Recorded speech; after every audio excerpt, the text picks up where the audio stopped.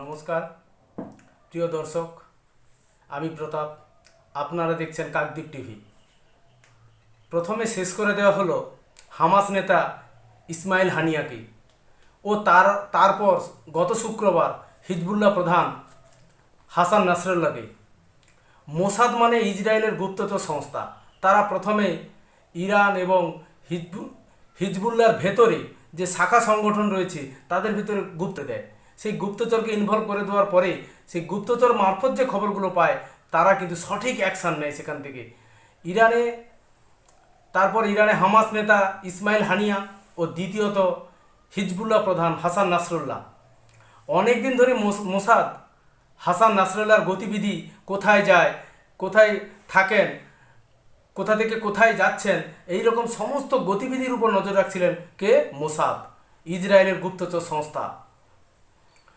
সন্দেহ করা হচ্ছে গত শুক্রবার এক ইরানি গুপ্তচরের মাধ্যমে খবর পায় মোসাদ যে হাসান নাসরুল্লাহ বেইরুতের কাছে তাদের যে হিজবুল্লাহ সদর দপ্তর, সেখানে শীর্ষস্থানীয় কমান্ডারদের সঙ্গে বৈঠক করার জন্য তিনি সেখানে উপস্থিত হবেন।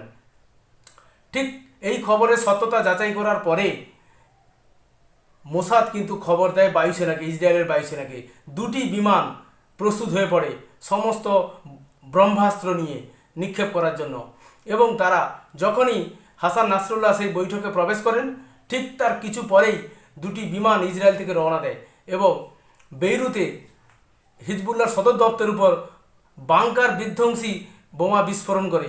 মুহুর্মুহু বিস্ফোরণ চলতে থাকে, তছনছ হয়ে যায় হিজবুল্লাহর সদর দপ্তর এবং মারা পড়ে হাসান নাসরুল্লাহ। একটা আন্ডারগ্রাউন্ড, যেখানে মাটির নিচে বাংকার, সেই বাংকারেও আঘাত করা হয়েছে এবং বিস্ফোরণে এত তীব্রতা ছিল যে প্রায় 8 থেকে 10 কিলোমিটার পর্যন্ত যেন ভূমিকম্পের মতো একটা কম্পন অনুভূত হয়েছে। ভাবুন যে কত বোমা নিক্ষেপ হয়েছে ওখানে। বাংকার বিধ্বংসী যে ব্লাস্ট হয়েছে, সেখানে বোমার আঘাতে একটা শহর, বেইরুত শহরে ভূমিকম্পের মতো অবস্থা তৈরি হয়েছে। এবারে পরবর্তী এই মৃত্যুর পরে ইসরায়েলের প্রধানমন্ত্রী বেঞ্জামিন নেতানিয়াহু জাতির উদ্দেশ্যে ভাষণ দেওয়ার সময় তিনি খুব গুরুত্বপূর্ণ কয়েকটি কথা বলেন যে আমাদের আঘাত করলে আমরা তাদেরকে ছাড়ি না, পাল্টা আঘাত করি। কোনো রাগঢাক না করে তিনি হুমকি দেন যে ইরানের সর্বোচ্চ নেতা আয়াতুল্লাহ আলী খামেনিকে এটা কিন্তু বলার অপেক্ষা রাখে না। তার যে পরবর্তী টার্গেট, ইসরায়েলের মোসাদের যে পরবর্তী টার্গেট হবে ইরানের সর্বোচ্চ ধর্মীয় নেতা আয়াতুল্লাহ আলী খামেনি, সেটা কিন্তু বলার অপেক্ষা রাখে না। নেতানিয়াহু বলেন শুধু ইরান কেন, সমগ্র মধ্যপ্রাচ্যের যেখানে যেখানে প্রয়োজন ইসরায়েলের লম্বা হাত কিন্তু সেখানে যেতে প্রস্তুত বা সেখানে পৌঁছে যেতে পারে। এবং পরবর্তী টার্গেট যে ইরান, খামেনি, এটা কিন্তু ইরান অনুভব করতে পারেনি, নিশ্চিত পেরেছে। এই জন্যই কিন্তু বিশ্বস্ত সূত্রে দুজন আভ্যন্তরীণ যারা ইরানের খুঁটিনাটি বিষয়ে খবর রাখেন, সরকারের উচ্চপদস্থ কর্মী, তাদের উদ্ধৃতি দিয়ে বলা হচ্ছে বা জানা যাচ্ছে যে খামেনিকে সঙ্গে সঙ্গে কিন্তু দেশের অভ্যন্তরে একটা জায়গায় তাকে নিয়ে রাখা হয়েছে, সেফেস্ট প্লেস হিসাবে রাখা হয়েছে এবং সমস্ত রকম নিরাপত্তার ব্যবস্থা সেখানে করা হয়েছে। এবার মোসাদের লক্ষ্য যে খামেনির উপর। দর্শক, মোসাদ যে কত দক্ষ এবং কত গুপ্তচর ব্যবস্থা তাদের কতটা উন্নত, শত্রুর ভেতরে শত্রুকে ঢুকিয়ে দেওয়া।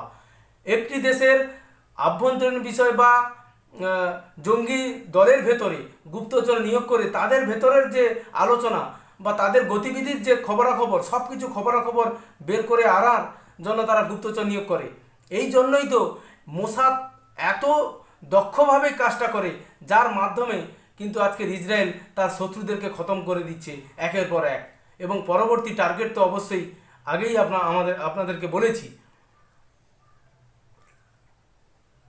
মোসাদ এমন একটা গুপ্তচর সংস্থা, ইসরায়েলের বিরুদ্ধে ষড়যন্ত্রকারী বা ইসরায়েলের বিরুদ্ধে যুদ্ধ ঘোষণাকারীদেরকে পৃথিবীর যেখানে থাকুক না কেন তাদেরকে অবশ্যই সেখান থেকে খুঁজে বার করে মৃত্যুর কোলে দিয়ে দেওয়ার কাজই, নামই হচ্ছে মোসাদ। সে যেভাবে হোক, কিন্তু ইসরায়েল কখনোই তাদের এই দায় স্বীকার করে না। বা তারা যে ঘটিয়েছে এটা কিন্তু প্রকাশ করে না বা স্বীকারও করে না। কিন্তু আমাদের কারোর বুঝতে অসুবিধা হয় না যে এটা সম্পূর্ণ কাজ কিন্তু কে করছে না, মোসাদ। যেখানে ইরানে বৈঠকে ইসমাইল হানিয়া, হামাস নেতা ইসমাইল হানিয়াকে যেভাবে মারা হয়েছে, ইরানের সর্বোচ্চ নিরাপত্তা প্রদানকারী হিসাবে প্রদান করা হয়েছে ইসমাইল হানিয়াকে, সেখানে তাকে হত্যা করা হয়েছে। কিন্তু তখনও কিন্তু ইসরায়েল স্বীকার করেনি যে এই হত্যাকাণ্ডের পিছনে তারা রয়েছে। আবার এখানে হাসান নাসরুল্লাহ হিজবুল্লাহ প্রধানকে মারার পরও তারা কিন্তু সরাসরি স্বীকার করেনি। 32 বছর ইসরায়েলের এই আক্রমণে লেবাননে হিজবুল্লাহর যে প্রধান সেনাপতি বা প্রধান নেতা হাসান নাসরুল্লাহকে যেভাবে 32 বছর পরে মেরে ফেলা হয়েছে এবং 32 বছর পরে মৃত্যুর কোলে পৌঁছে দেওয়া হয়েছে ইসরায়েলের পক্ষ থেকে, সহ হিজবুল্লাহর সমস্ত শীর্ষ স্তরের কমান্ডারকে প্রায় মেরে ফেলেছে। ফলে জঙ্গি দলটির মধ্যে একটি নেতৃত্বহীনতার একটা জায়গা কিন্তু দেখা যাচ্ছে। কোথাও না কোথাও একটা নেতৃত্বহীনতা প্রকাশ পাচ্ছে। পারবে কি হিজবুল্লাহ ঘুরে দাঁড়াতে? কারণ ইসরায়েল যে এখনও তাদের পিছনে লেগে রয়েছে, মধ্যপ্রাচ্যে যেখানে যেখানে, এমনকি ইয়েমেনেও বোমা বিস্ফোরণ করছে। এবং ইয়েমেনের যে হুতি বিদ্রোহীরা, সেই হুতি বিদ্রোহীদের যে আস্তানা ঘাঁটি, সেই ঘাঁটিগুলোর উপরে কিন্তু বোমাবর্ষণ সমানে চালিয়ে যাওয়া হচ্ছে। আজকের গাজাকে সম্পূর্ণ হামাসের কোমর ভেঙে দেওয়ার পরে লেবাননের দিনে তারা দৃষ্টি নিক্ষেপ করেছে। এবং ইসরায়েলের দক্ষিণ প্রান্তে, উত্তর প্রান্তে, সেখানে কিন্তু অবশ্যই ইসরায়েলের বাহিনী সেখানে অপেক্ষা করছে দেশের সর্বোচ্চ নেতাদের সিগন্যালের বা সংকেতের অপেক্ষায়। তারা পদাতিক বাহিনী দিয়ে গ্রাউন্ড অপারেশন করার জন্য তারা উঠে পড়ে লেগেছে এবং আগামীতে অবশ্যই সেটা চলবে। ইসরায়েলের দিকে কুনজর দেয় বা ইসরায়েলকে হুমকি দেয় এমন কোনো কাউকে তারা বাঁচিয়ে রাখে না, সে পৃথিবীর যেখানে থাকুক না কেন।